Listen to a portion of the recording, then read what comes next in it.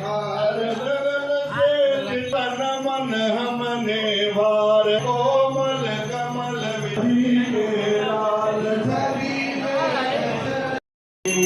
अवधपति रघुवर सुंदर की आरती करिए सियावर की अवधपति रघुवर सुंदर की अवध अधम जब फल बढ़ जाते हैं अधम फल जब बढ़ जाते हैं नाथ जब जग में आते हैं नाथ जब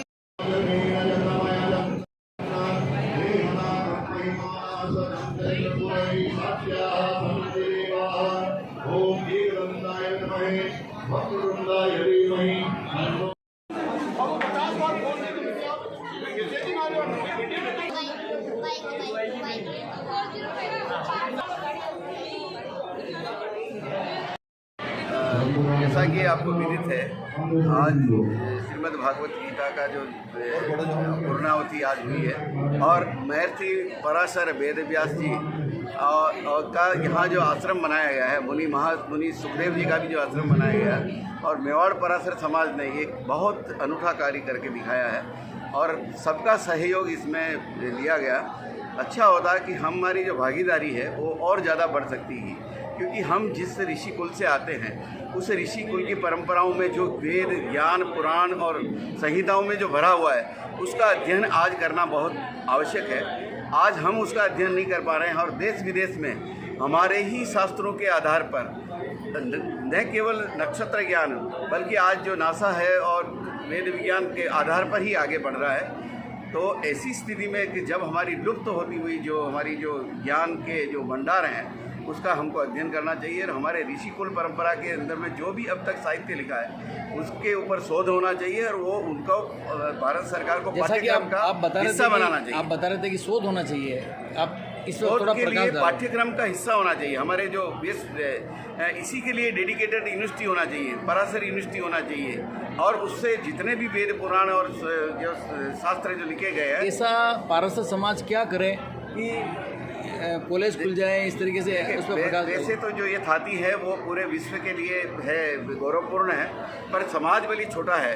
पर चूँकि ऋषि की हम वंशज हैं तो हमारी जिम्मेदारी और ज़्यादा बढ़ जाती है कि हमको जहाँ भी सहयोग की आवश्यकता हो वहाँ हमको जाएं और इस टाइप के जो आश्रम है उसको और भव्य बनाए ताकि सबको पता चले कि ये ऋषि कौन थे और इनके क्या कृतित्व सर, ये जो तीर्थ मातृकुंडिया में जो आश्रम बन रहा है ये विश्वव्यापी होने वाला है, पूरे भारत में इसका नाम होने वाला है, छाने वाला है जी। ये तो यहाँ इससे पाराशर परिवार जुड़े, उस संबंध में आप क्या कह रहे हैं? यहाँ का जो पूरा वातावरण जो मैं सुबह से देख रहा हूँ पूरा ऐसा लगता है कि मैं किसी बहुत बड़े तीर्थ स्थान पे आ गया हूँ। यहाँ गंगा के रूप में जो बनास बह रही है और घाटों के ऊपर जो परिदृश्य है वो पूरा हरिद्वार का जैसा ही लगता है और यहाँ आके आदमी अपना मन भाव जो है भूल जाता है। ऐसा लगता है कि अब मुझे सहपरिवार एक बार पूरे आना होगा और मैं जहाँ भी जाऊँगा ये कहूँगा कि ऐसा अनूठा स्थान है, आप जाएँ, दर्शन लाभ लें और एक अपने मन की शुद्धि को और आगे बढ़ाएं। पारसर समाज के युवाओं के लिए आप कुछ कहें?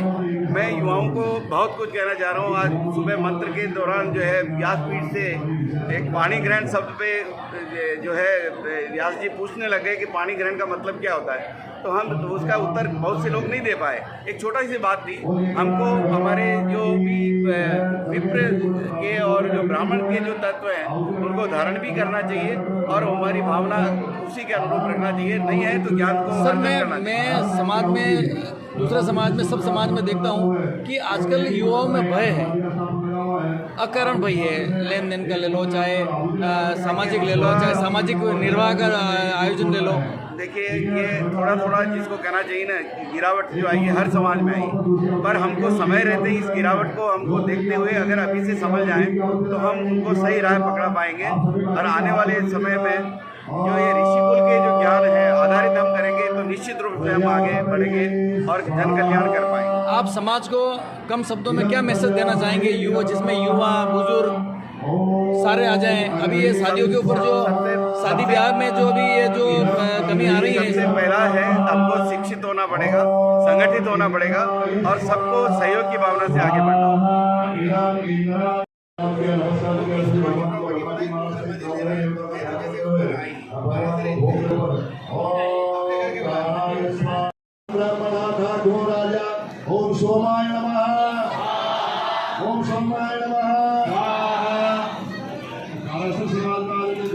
पूरी मातृकुंड बाबा ज्ञानेश्वर स्वामी बंदा माइक बोलना।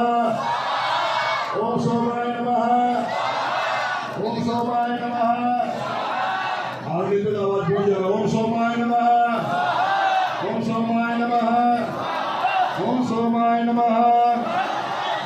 ओम अग्नि मूर्धा दिवा कदुपति पृथिव्याय अम्मा पा घुमरेता घुमसे जिनवती। ओम भौमाय नमः, भौमाय नमः, ओम भौमाय नमः, ओम भौमाय नमः, ओम भौमाय नमः, ओम भौमाय नमः।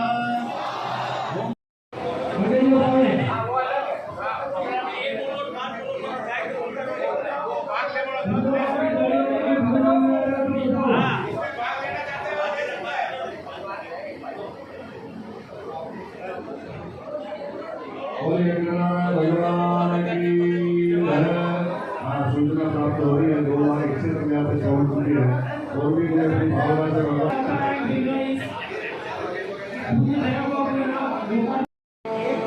स्वाहाय नमः, ओम प्रियाय नमः, ओम सरस्वती स्वाहा।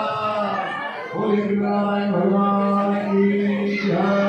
देवियों के नाम से आहुति प्रदानी आपने ध्यान। मातृकुंडिया में ये जो भवन निर्माण एवं जो मंदिर के लोकार्पण का जो कार्यक्रम है वास्तव में आदर्श और एक उसका संदेश संपूर्ण भारतवर्ष में अच्छा जाना जाएगा। ये कार्यक्रम भी बड़ा साफ सुथरा और बहुत ही बढ़िया कार्यक्रम रहा और सभी प्रदेशों से सभी संपूर्ण भारतवर्ष से पारसर समाज के प्रतिनिधि आ गए, सभी आ गए, सीकर से आ गए, आपके इंदौर से आ गए और भी अन्य जयपुर से आ गए। ये पारसर समाज का पहला आश्रम है, ऐसा मैंने लोगों के मुंह से सुना है, क्योंकि ये तीर्थ मातृकुंडिया है। इस तीर्थ मातृकुंडिया में भगवान पाराशर जी का, वेद व्यास जी का, सुखदेव मुनि जी का आश्रम बनना अपने आप में कीर्तिमान है। पूरे भारत में ऐसा नहीं है। इस पे आप क्या कहेंगे? ये क्या है, समाज के लिए बड़ी उपलब्धि है यदि आश्रम सभी के सहयोग से पूर्ण हो जाता है और अति शीघ्र पूर्ण होना ही चाहिए। ये हमारा सबका कर्तव्य बनता है कि हम इसमें। आश्रम तो बन गया है, अब मंदिर की आश्रम नहीं, मंदिर में जो अभी शेष इसका जो दूसरा चरण रह गया है मंदिर का, वो कार्य जल्दी होना चाहिए और उसमें इसके लिए सभी संपूर्ण समाज को एकजुटता से तन मन धन से इसको सहयोग देना चाहिए। तो इस कार्य को अतिशीघ्र पूरी करके और इसको एक अपना राष्ट्रीय गौरव के रूप में इसको अपनी पहचान बनाना चाहिए। राष्ट्रीय गौरव के मतलब ये राष्ट्रीय ख्याति प्राप्त होना चाहिए, ऐसा कहना चाहिए। राष्ट्रीय गौरव जब भी बनेगा जब ख्याति भाई इसकी गौरव तो जब भी मिलेगा ना, जब राष्ट्रीय की ख्याति बनेगी जब भी तो गौरव बनेगा। आप युवा पीढ़ी को क्या कहना चाहेंगे जो कि समाज में ग्रो हो रही है? कोई इंजीनियर बन गया, कोई सीए बन गया, वो समाज से के साथ कैसे पार्टिसिपेट करे, कैसे जुड़े, इस पर थोड़ा सा। इसके लिए मैं समझता हूँ कि शिक्षा, उच्च शिक्षा होना चाहिए। प्रत्येक युवक को उच्च शिक्षित होना चाहिए, लेकिन इसके साथ साथ अपने संस्कार और संस्कृति को भी नहीं भूलना चाहिए। क्योंकि हम क्या कर रहे हैं, शिक्षा की ओर तो आर्थिक हमारा बहुत अच्छा प्रगति हो रही है, लेकिन हम हमारे संस्कारों को छोड़ते जा रहे हैं। तो संस्कारों के बगैर हमारा कोई मतलब महत्व नहीं है। भाई आज हम कुछ भी काम करें, अच्छी से अच्छी नौकरी करें, व्यापार करें, अपना उद्योग करें, कुछ भी करें, लेकिन हमको अपने संस्कार नहीं छोड़ना है। संस्कार से समाज से जुड़ा रहना चाहिए, संस्कार को मानना चाहिए। यदि हमने मूल संस्कार छोड़ दिए तो हमारा कोई महत्व नहीं रहेगा। और हमारी पहचान किससे है? महर्षि पराशर से।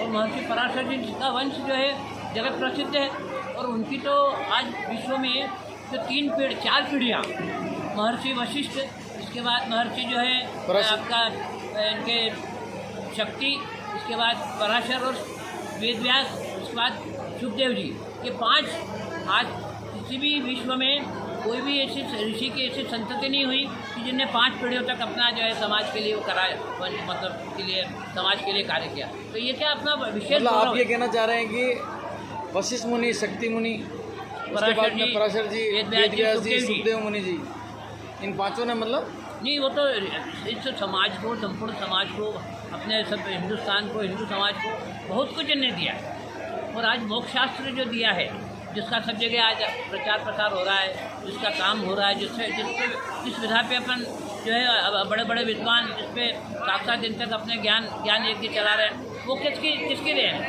महर्षि भगवान वेद व्यास जी की देन है और जिसको मोक्ष शास्त्र के रूप में जो है वो सुखदेव जी ने इसको संस्थापित किया। और सबसे महत्वपूर्ण परीक्षित ने जो अपने मोक्ष की इच्छा व्यक्त की थी, तो भगवान सुखदेव जी जो है उनको तो अंतर्यामी थे, तो उनकी जो है मन की भावना को सुन के वो आए और उनको मोक्ष का ज्ञान दिया। सर कहाँ से आए आप लोग? हम हाड़ौती से आए, बूंदी जिले से। कैसा लगा यहाँ का मेवाड़ का समाज? मेवाड़ पारासर ब्राह्मण समाज और यहाँ का कामकाज और सभी व्यवस्थाएं में बहुत अच्छी लगी। कितने लोग आए आप वहाँ से बूंदी से? बूंदी से हम 7-8 जने आए। 7-8 जन आए। तो यहाँ जो ये आश्रम बना है, क्या ऐसी कोई योजना आपकी तरफ है? ऐसे हमारे बूंदी जिले में भी पारासर समाज बना रहे हैं छात्रावास, जो समाज और शिक्षा के क्षेत्र में पढ़ने वाले बच्चों के भी काम आएगी, जिसका कार्य भी प्रगति पर चल रहा है। और आशा करते हैं जैसी अपने मातृकुंज मेवाड़ में देखने को मिला, ऐसा ही हम भी बूंदी में करने के इच्छुक हैं। आपके उधर कितने पारासर परिवार है बूंदी के आसपास या उसके क्षेत्र में? बूंदी के आसपास और उसके क्षेत्र में 300 के करीब पारासर परिवार हैं।